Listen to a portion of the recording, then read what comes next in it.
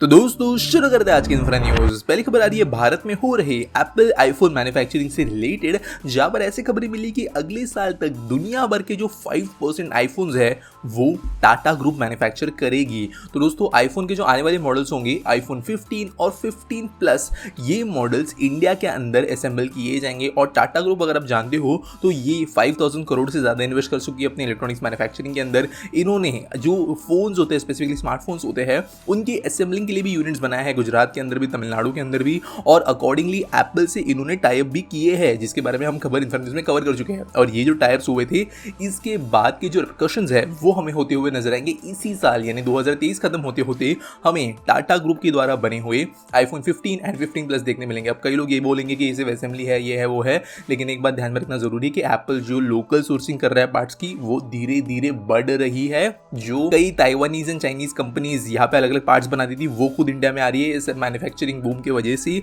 और कई parts Apple iPhone के अंदर अभी ऐसे हैं जो इंडिया में बनते हैं, हालांकि वो छोटे पार्ट्स होंगे, स्क्रू चैसिस वगैरह, लेकिन धीरे धीरे सप्लाई चेन जो है एडवांस होते जा रही है। जब इनिशियली आईफोन इंडिया में आता तो बहुत नाम का असेंबली होती थी, इनफैक्ट स्टार्टिंग में तो सिर्फ डिब्बे चार्जर वगैरह बनते थे, लेकिन अभी आप देख सकते हो कि धीरे धीरे बड़े लेवल पे चीजें होना शुरू हो रही है। चीजें अगर 5 से 6 साल ऐसी चलती है तो आईफोन का बहुत ज्यादा हिस्सा हमें इंडिया के अंदर एक्चुअल मैन्युफैक्चर होता हुआ नजर आएगा, जबकि आज कुछ ही हो रहा है। लेकिन ये अपने आप में एक बहुत अच्छी बात है कि टाटा ग्रुप जो इंडिया की मतलब बिगेस्ट कंपनीज है, वो दुनिया के बिगेस्ट या मोस्ट वैल्यूड कंपनी के साथ में काम करेगी देश के अंदर इलेक्ट्रॉनिक्स मैन्युफैक्चरिंग को प्रमोट करने के लिए। अगली दोस्तों खबर आ रही है इंडियन रेलवे से, जहां पर अभी स्टैंडर्डाइजेशन कर दिया जाने वाला है हमारे सारे साइन बोर्ड्स का। दोस्तों अगर आप रेलवे के अंदर एक बहुत लंबा डिस्टेंस ट्रैवल करते हो तो आपने देखा होगा कि कई बार रेलवे जोन्स, कई बार कई स्टेशन के अंदर जब आप पास ऑन करते हो तो वो स्टेशन के नाम, वहाँ पे फिर स्टेशन मास्टर केबिन के बाहर कैसा बोर्ड है, वॉशरूम्स के बाहर कैसा बोर्ड है, ये चीजें स्टैंडर्डाइज नहीं है। यानी कि हर स्टेशन, हर डिवीजन अपने मन से जो डिजाइन वगैरह है वो बनाता है। इसकी वजह से होता यह है कि कई बार ये जो टेक्स्ट होते हैं वो लोगों को समझ में नहीं आती कि स्टेशन नाम एक्चुअल में लिखा कहाँ पे है। कई बार चीज़ों को जो बाबू अफसर डिज़ाइन करते हैं वो रीडेबिलिटी के हिसाब से नहीं करते, ईज ऑफ अंडरस्टैंडिंग के हिसाब से नहीं करते।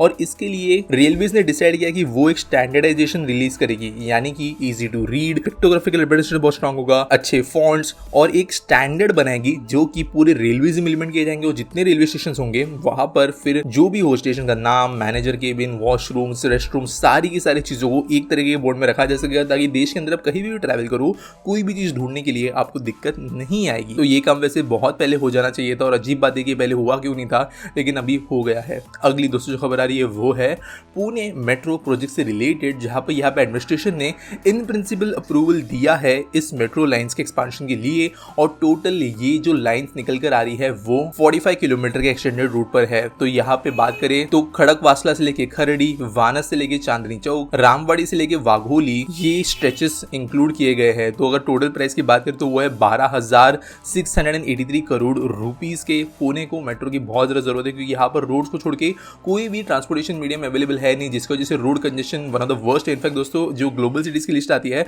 और दिल्ली मुंबई से आगे खराब रोड कंडीशन एंड कंजेशन की वजह से पुणे का नाम आया था कुछ रिपोर्ट्स के अंदर। तो उससे आप समझ सकते हो कि one of the worst roads यहाँ पे है। इसके लिए मेट्रो यहाँ पे बनना बहुत जरूरी है और गवर्नमेंट इसके ऊपर काम करना शुरू करी है। अगली खबर दोस्तों फिर से डंपिंग रिलेटेड आ रही है। तो दोस्तों हर 2 हफ्ते के अंदर कोई ना कोई डंपिंग रिलेटेड न्यूज आती है, और अभी जो प्रोडक्ट चूज किया गया है वो है पेंट्स। और जो कंट्रीज को यहाँ पे टारगेट किया जा रहा है वो है China, Russia, Saudi Arabia and Taiwan. तो दोस्तों Kolkata based Kanoria chemicals and industries limited ने ये पिटीशन फाइल किया इन कंपनीज और इन कंट्रीज रिलेटेड डंपिंग ड्यूटीज लगाने के लिए। तो दोस्तों जनरली जो डायरेक्टली हमारी ट्रेड ऑर्गेनाइजेशन है या ट्रेड गवर्नमेंटल मिनिस्ट्री है, वो इन प्रूव्स को शुरू कर दी है कि यहाँ पे एक्चुअल में किसी प्रोडक्ट की डंपिंग हो रही है या नहीं। लेकिन यहाँ पर एक प्राइवेट कंपनी ने पिटीशन फाइल किया है, गवर्नमेंट इसके ऊपर इंक्वायरी करेगी। अगर सच में कोई ये कंपनीज डंपिंग कर रही है भारत के अंदर इंडियन कंपनीज को लॉस पहुंचाते हुए, तो यहाँ पर इनके ऊपर ड्यूटीज लगाई जाएगी। लेकिन अब तक फाइनलाइज चीजें नहीं हुई है। अगली खबर दोस्तों ये मुंबई पोर्ट से, जहां पर जल्दी एक state of the art Marina यहाँ पर बनाया जा सकता है यॉट्स को पार्क करने के लिए, और एक वर्ल्ड क्लास टूरिस्ट डेस्टिनेशन भी यहाँ पर बनाया जा सकता है। तो दोस्तों ministry of shipping and waterways के साथ में मुंबई पोर्ट ट्रस्ट मिलकर ये काम करेगी। तो ये बनेगा प्रिंसेस डॉक के यहाँ मुंबई पोर्ट के पास। तो दोस्तों ये बेसिकली गेटवे ऑफ इंडिया के पास का एरिया है। और दोस्तों दुनिया भर के अंदर फिर चाहे वो सेंटा मोनिका पियर हो, दुबई का मरीना हो, ये सब कुछ जो है पियर्स के आसपास में या मरीनास के आसपास में ही डेवलप हुए हैं। One of the best areas बनते हैं टूरिज्म के हिसाब से। और मुंबई के अंदर भी ऐसी चीज डेवलप की जाएगी, काइंड ऑफ समुद्र के अंदर एक ब्रिज की तरह यह जाएगा वॉकवे की तरह ये जाएगा और यहाँ पर कई सारे यॉट्स बोट्स पार्क करने के लिए जगह होगी। और वैसे ये कोई ब्रांड न्यू प्लान नहीं है, पहले भी ऐसा एक बार प्लान रखा गया था लेकिन कोई बिल्डर आया नहीं था इसको बनाने के लिए, तो फिर से इस चीज को इनिशिएट किया जा रहा है। अगली दोस्तों खबर आ रही है देश के अंदर शुरू होने वाले 2 नए क्रूज शिप से रिलेटेड। तो ये रिवर क्रूजेस होगी जहां पर एक क्रूज शिप बन रही है गोरखपुर के अंदर रामगढ़तल लेक के अंदर चलने के लिए, जबकि दूसरी क्रूज शिप जो है वो पूर्वांचल रीजन के अंदर कहीं तो दी जाएगी। तो ये ऑब्वियसली टूरिज्म को देखते हुए डेवलप की जा रही है और इनकी वजह से टूरिज्म बढ़ने की उम्मीद है। अगली खबर दोस्तों आ रही है हमारे न्यू पार्लियामेंट बिल्डिंग से रिलेटेड, जिसका काम एंड ऑफ द मंथ तक खत्म हो जाएगा, ऐसी खबरें हमें मिली है और फाइनल टच का काम चल रहा है। वैसे तो कुछ महीनों पहले जो फोटोज आई थी उसमें भी पता चल रहा था कि इंटीरियर का काम हो चुका है, इनफैक्ट एक सीट टू सीट इलेक्ट्रॉनिक्स का काम तक हो चुका था, यानी कि ऑलमोस्ट बिल्डिंग कंप्लीट है। एक्सटीरियर फिनिशिंग पॉलिशिंग का काम बचा होगा, उस समय यही दिख रहा था। यानी ये इसके जैसे ये बात अनफिजिबल नहीं है कि इस महीने के अंत तक ये बिल्डिंग्स रेडी होते हुए नजर आएगी, प्रॉबली हमें जल्दी इसके बाद में ये बिल्डिंग्स फंक्शन होते हुए नजर आएगी। दोस्तों सबसे इंटरेस्टिंग बात यह है कि सिर्फ 2 साल पहले इनका फाउंडेशन स्टोन रखा गया था, वो भी बहुत ज्यादा कंट्रोवर्सीज के बीच। और ये दोस्तों नॉर्मल बिल्डिंग्स नहीं है जिनको ब्रिक सीमेंट से इजीली बनाया गया है, ये बहुत ज्यादा सेंचुरीज तक टिकने के हिसाब से बनाई गई बिल्डिंग्स है। टाटा ने इनको बनाया है और बहुत जल्दी ये रेडी भी हो गई है। अगली दोस्तों खबर आ रही है देश के अंदर शुरू होने वाले एक और नए वंदे भारत से रिलेटेड, जिसके लिए ट्रायल शुरू हुए हैं और ये जो रूट सिलेक्ट किया गया है ये इंडिया का one of the most highly demanded और प्रीमियम रूट है, जहां पर प्रीमियम ट्रेन भी मोस्टली अच्छे कैपेसिटी के साथ में दौड़ती है और ये है मुंबई गोवा रूट। तो यहाँ पर ट्रायल्स शुरू हो गए हैं और ये चौथी वंदे भारत हो गई मुंबई से निकलने वाली। अब दोस्तों ट्रायल्स वैसे शुरू है, कोंकण रेलवे रूट्स पे से ये गुजरेगी, जिसका जैसे one of the most scenic Vande Bharat का रूट्स भी होगा और होपफुली इसके ऑपरेशंस भी जल्दी शुरू हो जाएंगे। अगली दोस्तों जो खबर आ रही है वो है राजस्थान से, जहां पर रामगढ़ क्रेटर को एक टूरिस्ट डेस्टिनेशन के तौर पर डेवलप करने के लिए राजस्थान के टूरिज्म डिपार्टमेंट ने काम शुरू कर दिया है।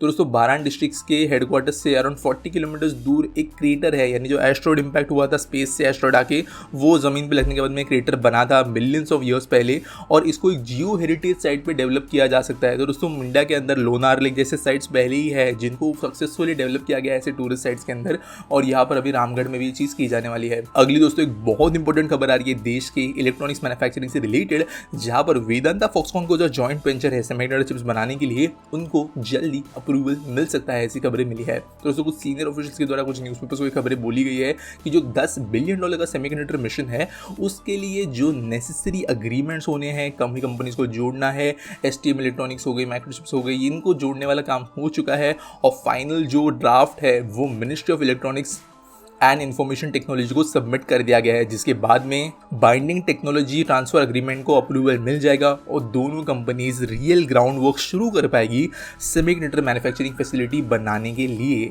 अगली दोस्तों जो खबर आ रही है वो है नासिक म्युनिसिपल कॉर्पोरेशन से, जिन्होंने कहा है कि वो एक स्टेडियम रोड इंटरनेशनल लेवल का क्रिकेट स्टेडियम डेवलप करेंगे पेत रोड के ऊपर, जो कि 180 करोड़ रुपए के हिसाब से बनेगा। 35 एकड़ जमीन पर यह बनाया जाएगा और पंचवटी डिवीजन के पास में ये होगा। अगले 5 साल के अंदर ये बनकर रेडी हो जाएगा ऐसे उन्होंने कहा है, और 25,000 लोगों की सीटिंग कैपेसिटी इनिशियली यहाँ पर होगी। यहाँ पे लेवलिंग ग्राउंड वर्क जो है वो जल्दी शुरू होगा, जिसके लिए 30 करोड़ अप्रूव किए गए हैं। बाद में जैसे जैसे काम बढ़ेगा वैसे और पैसे अप्रूव किए जाएंगे और नासिक को भी एक इंटरनेशनल क्रिकेट स्टेडियम मिल जाएगा। आज के आसपीटी सवाल के बारे में बात करें तो मराठा पूछते हैं what can government do to prevent ribbon development around highways. तो देखो यार what can government do to prevent, ये ऐसा सवाल हो कि गवर्नमेंट को प्रिवेंट ही करना है। जरूरी नहीं है कि रिबन डेवलपमेंट एक बुरी चीज हो। जिनको नहीं पता रिबन डेवलपमेंट क्या है वो मैं समझा देता हूं पहले। जब कोई रोड एक्सप्रेसवे हाईवे बनता है तो उसके आसपास में ढाबे, पेट्रोल पंप्स, छोटे मोटे गाँव, घर, होटल्स, ये चीजें डेवलप होना शुरू होती है क्योंकि वो रोड पे जो व्हीकल्स गुजरते हैं उनके वजह से इनको पैसा मिलता है और अकॉर्डिंगली जो शहर है वो एक लाइन में बनना शुरू हो जाते हैं। अर्बन डेवलपमेंट एक लाइन में बनना शुरू होता है।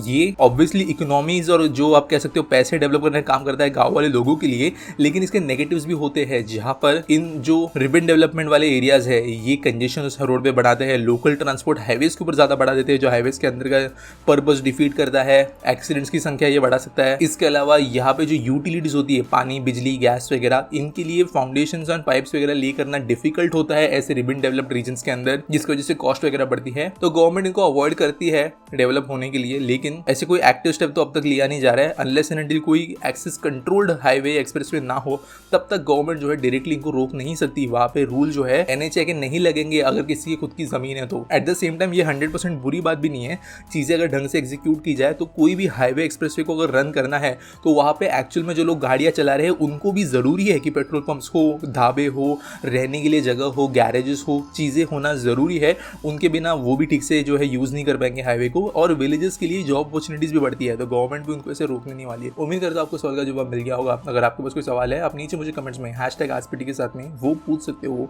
अगर आपको कोई न्यूज़ सबमिट करनी है तो उसके लिए भी आपको डिस्क्रिप्शन में एक लिंक मिल जाएगी। अगर आप फर्स्ट न्यूज़ देने वाले हैं तो आपको क्रेडिट्स मिल सकता है हमारे डिस्क्रिप्शन के अंदर। इसके अलावा कोई और सजेशन है तो वो भी मुझे कमेंट्स में बताना। वीडियो अच्छा लगा होगा तो इसे लाइक करना, चैनल को सब्सक्राइब करना, और मिलेंगे अगले वीडियो में।